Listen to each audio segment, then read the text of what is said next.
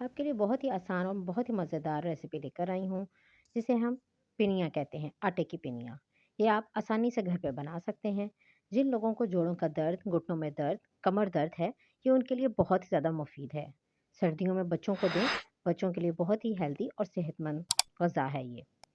तो हम अपना टाइम नहीं वेस्ट करते, अपनी वीडियो स्टार्ट करते हैं। बिस्मिल्लाहिर्रहमानिर्रहीम, अस्सलाम वालेकुम। आज मैं आपके लिए बहुत ही मज़ेदार और आसान सी रेसिपी लेकर आई हूँ, जो कि है आटे की पिनिया। ये घर में जो आम हम इस्तेमाल करते हैं आटा, उससे ये रेसिपी आसानी से आप बना सकते हैं। तो इसमें कुछ ड्राई फ्रूट हम डालेंगे, जिसमें मैंने थोड़े से बादाम लिए हैं 100 ग्राम, 100 ग्राम ही मैंने अखरोट लिए हैं और थोड़ी सी मैंने किशमिश ली है।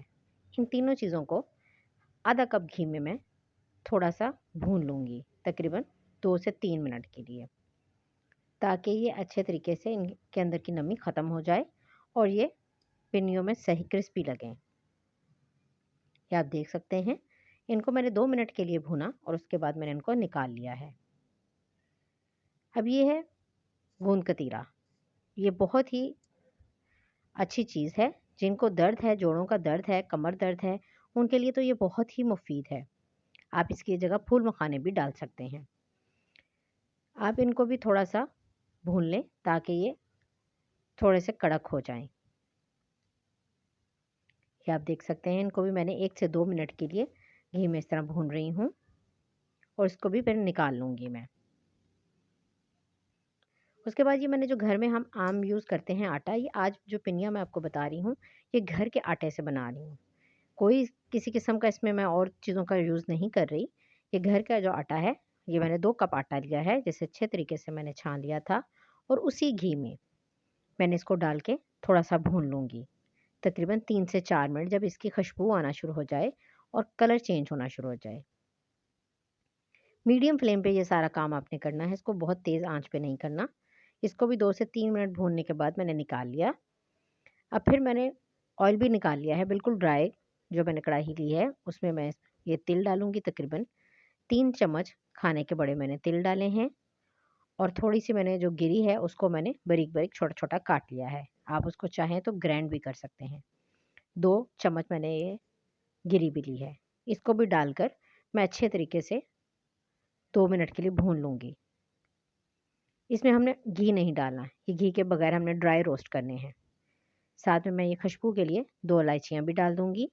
आप इलायचियों का पाउडर भी डाल सकते हैं। इनको भी निकाल लिया, उसके बाद मैंने अब ये गुड़ लिया है, तकरीबन 1 कप के करीब ये गुड़ है और इसमें तकरीबन 3 से 4 चम्मच मैंने पानी डालना है, ज़्यादा पानी नहीं डालना। हमने इसका शीरा नहीं बनाना, बस इसको मेल्ट करने के लिए हमने इसमें थोड़ा-सा पानी डाला है, तकरीबन 3 से 4 खाने के चम्मच। अब इधर ये जो चीज़ें मैंने रोस्ट की थी, बादाम और ये अखरोट, इनको मैंने थोड़ा-सा ग्राइंड कर लिया है। उसके बाद ये घी और तिल ये भी ठंडे हो चुके हैं और ये जो गूंद थी जिसे हमने रोस्ट करके निकाला था, इसको ये देखें कड़क कितनी हो गई है कि इसको ऐसे चम्मच की मदद से मैं मैश करूँगी, ये चॉप करूँगी, ये चॉप हो जाएँगे खुद ही। इनको भी बारीक-बारीक, इन सब चीज़ों को हमने पाउडर नहीं बनाना, बस इनको थोड़ा-थोड़ा सा इनके चंक्स रहने देने हैं, ताकि वो मुँह में आएँ तो आपको अच्छे लगें। थोड़ी-सी मैंने किशमिश जो है वो मैंने रोस्ट कर ली थी, थोड़ी-सी मैंने रख ली थी। अब ये जो गुड़ मैंने रखा हुआ था, ये अच्छे तरीके से मेल्ट हो गया है। इसको मैंने अब छाननी की मदद से छान लिया, ताकि जो इसमें कोई गंध है वो भी निकल जाए। अक्सर औक़ात गुड़ में थोड़ा-सा नीचे उसके ज़र्रात होते हैं और कुछ उसमें डस्ट वग़ैरह थोड़ी-सी होती है, वो हम इस तरह छाननी की मदद से छान लेंगे और इसको 2 मिनट के लिए मैं पकाऊँगी। जब ये इस तरह पकना शुरू हो जाए, तो जो हमने ये आटा रखा हुआ था ना भून के, ये भी मैं बीच में डाल दूँगी और जो साथ में वो बादाम और सारे जो हमने चीज़ें रखी थी तैयार करके, वो भी हम इसमें डाल देंगे। यहाँ पर अगर आपको मेरी वीडियो ज़रा भी अच्छी लग रही है, तो मेरी वीडियो को लाइक करें, शेयर करें और सब्सक्राइब करें और साथ लगे हुए बेल आइकन को ज़रूर प्रेस करें, ताकि उनको मेरी हर आने वाली वीडियो का नोटिफ़िकेशन मिलता रहे। आप लोग मुझे इसी तरह सपोर्ट करते रहें, ताकि मैं आप लोगों के लिए अच्छी से अच्छी वीडियो लेकर आती रहूँ और आसान से आसान वीडियो लेके आती रहूँ। तो मुझे उम्मीद है कि आपको मेरी रेसिपी पसंद आ रही होगी। ये आप देखें, मैंने ये सारा कुछ बीच में डालकर अच्छे तरीके से इनको मिक्स कर लिया है। इन सब चीज़ों को डाल के सिर्फ़ 1 से 2 मिनट के लिए हम भूनेंगे, इसको ज़्यादा नहीं पकाना कि ये सख्त हो जाए। ये मैंने थोड़ी-सी सौंफ भी ली थी ताकि पेट में दर्द वगैरह ना हो और इसका टेस्ट भी अच्छा आ जाए, उसको थोड़ा-सा मैंने पीस लिया था, तकरीबन 1 टेबलस्पून के करीब। वो भी मैंने इसमें डाल दिया है साथ में।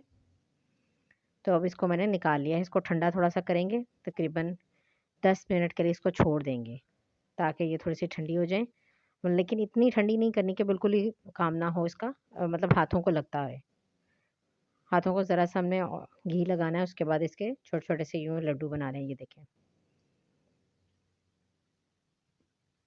इस तरह हम लड्डू इसके तैयार कर लेंगे।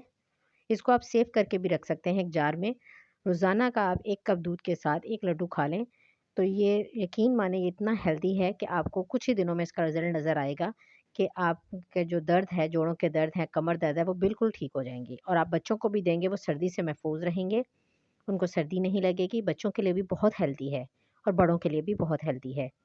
इसको आप आसानी से 1 महीने का तक सेव कर सकते हैं। इसमें मैंने कोई ऐसी बाहर की चीज़ यूज़ नहीं की, सिर्फ़ घर के आटे से ही आपको कुछ ड्राई फ्रूट, इसमें अगर आप कुछ और भी डालना चाहते हैं, पिस्ता वगैरह, काजू वगैरह, वो भी आप डाल सकते हैं। ये आपकी अपनी मर्ज़ी है। आप जो इसमें ड्राई फ्रूट डालना चाहें, आप डाल सकते हैं। तो उम्मीद है आपको मेरी रेसिपी पसंद आई होगी। नेक्स्ट वीडियो में मिलूँगी। अल्लाह हाफ़िज़।